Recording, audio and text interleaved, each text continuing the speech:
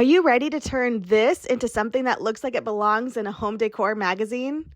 Start by opening up your tissue box and take the whole stack of tissues out. Let's start with this really pretty green oval ceramic planter that I found at the thrift store. Now, if you want to get a little crafty, this is a fun idea.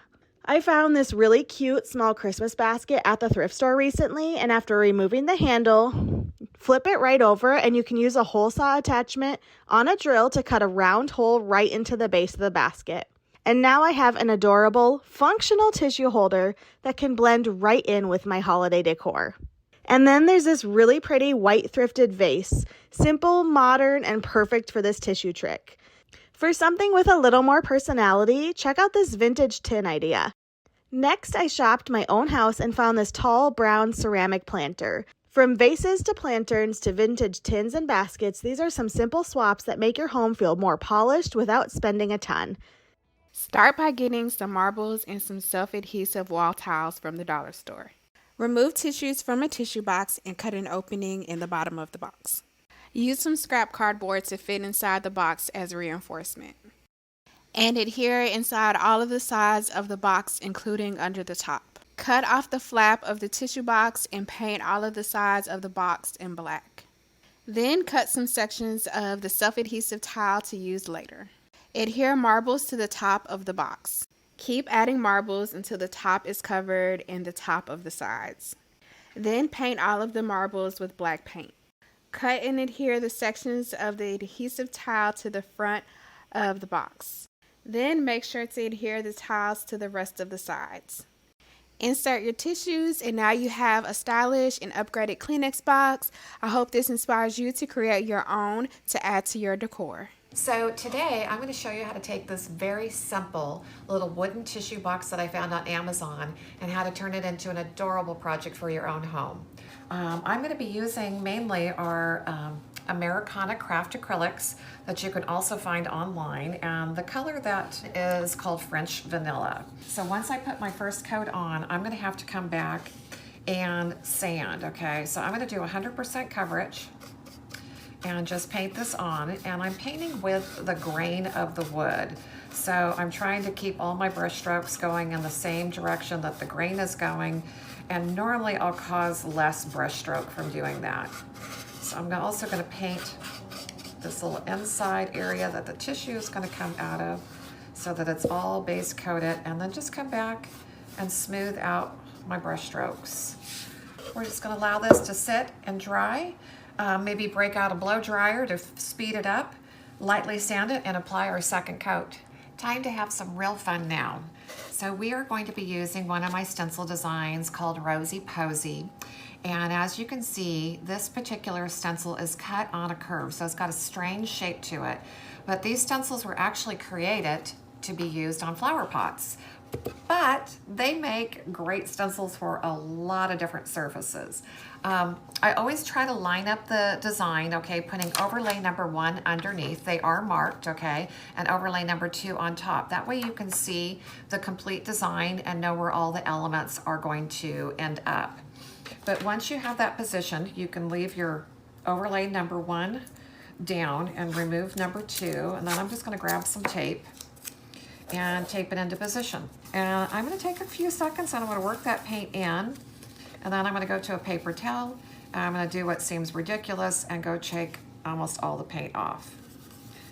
And then that same circular motion that I was loading the brush with, I'm going to use that motion going around the outside of the opening, bringing the color to the center so I can get a little bit of shading. And I'm just going to kind of play with the colors and kind of go back and forth with the 2 different colors on here because I want to use Peony Pink and Laguna. So this is a really pretty teal turquoise color that goes well with the Peony Pink. Okay, another little trick, you guys. So when you're changing brushes back and forth, when you're doing the art of stenciling, I have a paper towel in here that's just damp with a little bit of water and inside a Ziploc bag so your brushes don't dry out when you are changing colors and going from brush to brush. We have the beginning of our flowers, which are cute as can be. I'm going to go back to overlay number 2 now. And there are what are called registration marks. You can see a little circle underneath my pinky there, and they'll help you line up from repeat to or overlay to overlay. But my surface is smaller than the stencil. I'm able to see through the stencil and just line things up, okay? So basically I'm just gonna come over, just stencil in the opening, okay? I'm not worrying about any shading this time. And now I'm gonna pick up what's called evergreen and do a little shading on the leaves. So I've always had fun coming back and embellishing that way. And look at that. This is gonna be so cute. So I do have open space that I don't wanna just leave open.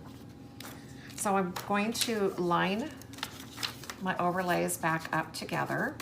Okay, I'm gonna continue stenciling around our box, and then I'm gonna come back and show you how to do some fun embellishing by freehand, okay? I'm gonna now put out some black and some white, and I'm gonna put out a little bit more of these because I want like a puddle of paint as I show you this technique. And I'm picking it up with what's called an embossing tool. An embossing tool has these little balls on the end, and I'm using the larger size, and it just allows you to create a raised dot. So you can put some dots into the centers, and I'm using white. You could pick up any color if you want to put another splash of color in here. And I want to always make sure I got plenty of paint on my embossing tool when I do this so that it makes a nice round circle. Now I'm going to come back and I'm going to put a couple of little dots around the flowers. And I think I'm going to go back to the white now.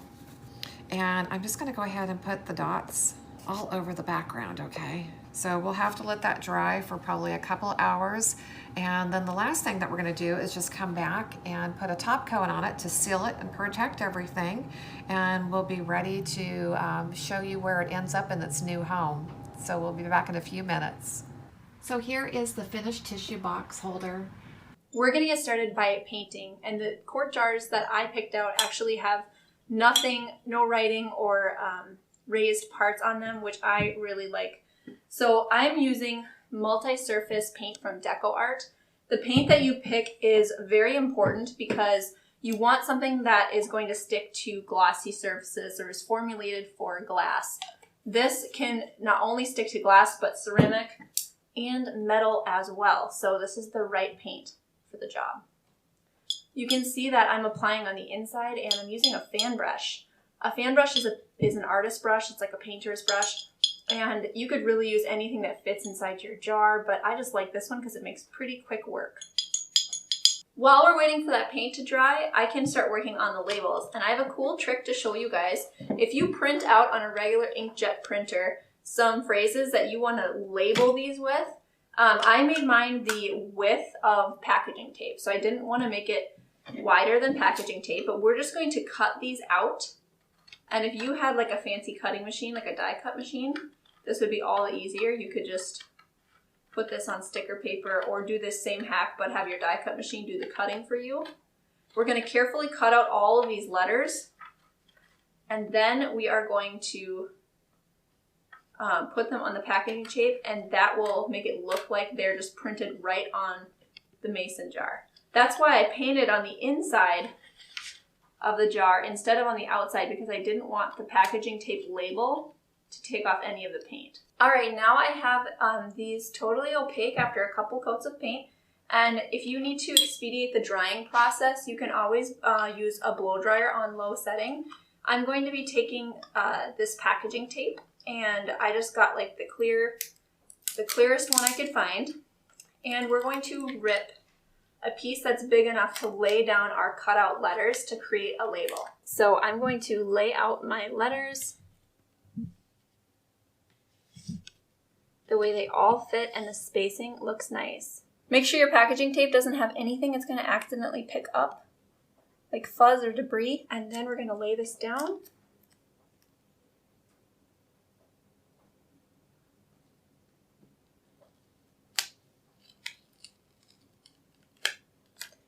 And I usually flip mine over just to get everything adjusted.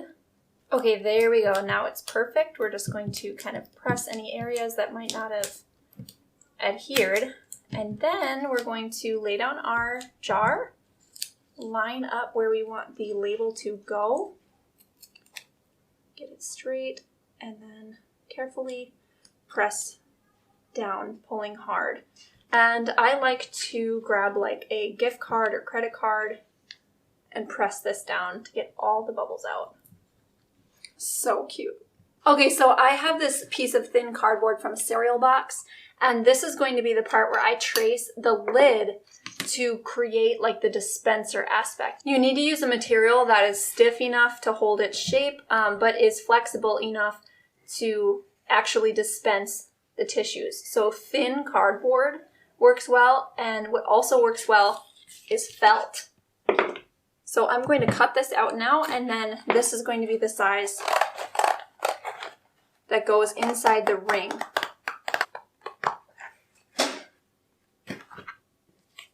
Now in the center, you poke a hole and cut an X shape, just like that. And if you wanted to decorate this as well, you could. I'm fine with mine being plain. Now pop that inside the lid. And there you go, it will dispense.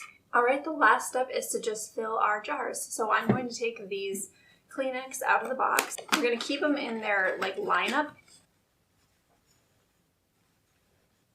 All right, and then I pulled out the middle one. This looks a little messy. For the wipes, I'm gonna take just some disinfectant wipes and similar thing. Pop this through, and this one, the felt might work better than the cardboard because the cardboard will probably get wet over time. But now you have a wipes dispenser.